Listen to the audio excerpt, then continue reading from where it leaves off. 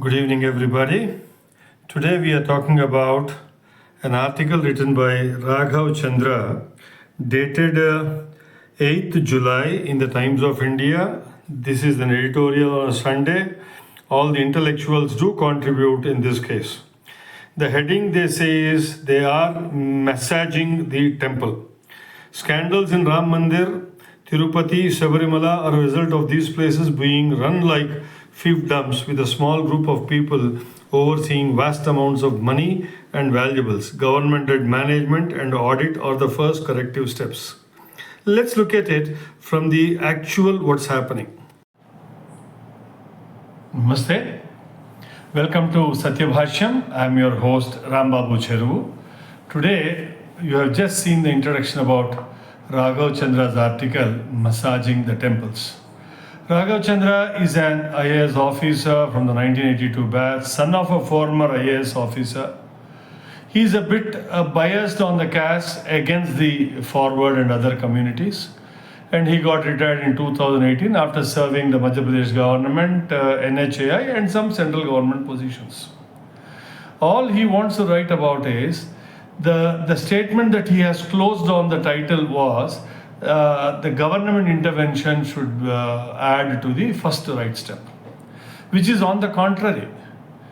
Government should not interfere because the temples except Sri Ram temple, except that Sabarimala, Tirumala, Jagannathapuri, these are all controlled by the existing ruling dispensation of the states.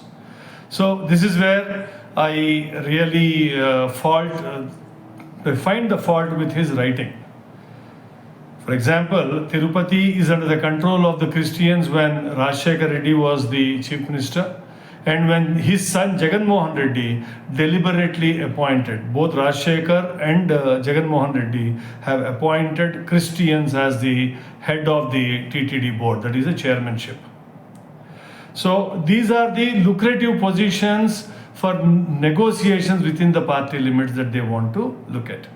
And the Sabarimala, which he was quoting, is controlled by the communist dispensations time and again. And there were cases where Muslims were representing the Hindu temple boards in Kerala and Tamil Nadu in some given instances. So with these few words, let's move ahead and get into the depth of what this gentleman wants to suggest. He further goes into the article talking about the union budgets given to the pilgrim tourism of this Prasad and Swadesh Darshan, where the budgets are going to be doubled, say to $20 billion by 2030. So here he also talks about Tirupati's SIT charges establishing the Laddu Ghee Prasadam without understanding that was closely run by the government, which is anti-Hindu, and the postings of the chief in the temple management was a Christian who deliberately ensured that everything that goes wrong in this place. He brings to our notice about the Vaishno Devi crush, Sabarimala crush, Tirupati stampede, Puri Jagannath stampede, Mahakumbh Mela, and all that stuff. Let us look into it by our own lenses of what happened in these places and how we can look at other things.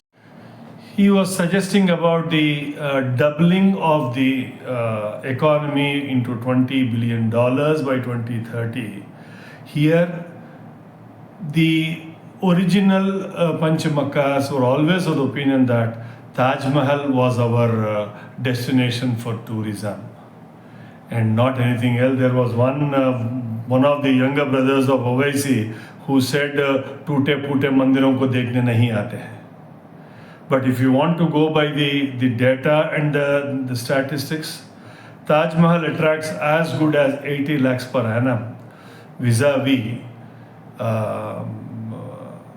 Ayodhya is attracting 1.2 crore per month. 80 lakh per annum is around 7.5 to 8 lakhs per 6 to 7 lakhs per month to 1.2 crores per month at Ayodhya. and around 4 crores per annum in Tirupati, Sabarimala between 3 to 4 crores. Kashi still is around 15 crores of footfall on every year on year. Thanks to the infrastructure development that's happening around the Char Dhams and other tourist destinations across the country without any bias. So I don't see anything wrong in the ambitious plan of the current central dispensation to have these targets. So we should not forget that these temple positions are always in the lucrative hands. For example, he was talking about the ghee and the laddu scam of Tirumala, which was caught after the new government of TDP came in 2024. The then Jagan Mohan Reddy, who was appointed Y.V. Subba Reddy, who is a known Christian, his wife is a known Christian, and his son got married into the Christian traditions. And Bhumana Karunakar Reddy was another stooge within this game, where they have ensured that every lucrative contract has gone to other than a Hindu in these temple ranges. Similarly, if you would have seen Sabarimala temple, there was a hardcore communist who has been in the helm of affairs of the Travancore Devasam board when this scam was unearthed, and the main accused are from the government quarters only. So let's understand the writings of these Panchamakas are always to gaslight the majority, and Raghava Chandra has not left us anywhere close to that. So he has ensured that he has properly gaslit the Hindus to feel bad about their state of affairs. There can be improvements at every stage and scope. We are trying to improve by the day, but we cannot resist the government's interventions at every stage of our temple management. There will not be any writing of a Panchamaka without comparing us with the management of Saudi Arabia's Hajj and the Vatican and their run institutions, without naming the Christian missionaries in India. So let's look into it in depth and conclude on this. Scores anywhere between 6 to 7 million, that is 70 lakhs per year at Vatican, and 20 lakhs per annum in Hajj. What do we have to learn from them?